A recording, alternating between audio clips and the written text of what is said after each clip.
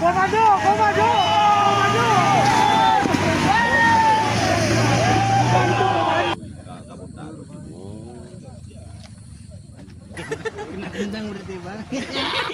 Hari ini kami melaksanakan karya bakti dalam rangka Hari Juang Kartika Angkatan Darat. Tadi kita mengerahkan 152 personil untuk mengangkat material dari titik terdekat dengan makam sekitar 2,3 kilo. Material ini jika musim normal bisa kita bawa dengan sonder, tapi karena situasi hujan dan jalan sangat rusak, akhirnya kita gotong.